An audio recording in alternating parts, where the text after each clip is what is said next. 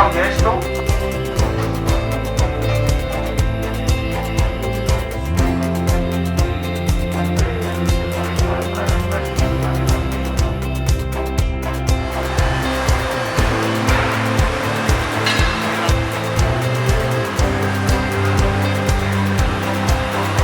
Materia prima, esto es lo que le pide el robot, el que lo manipula todo y el operario prácticamente no interviene para que nada.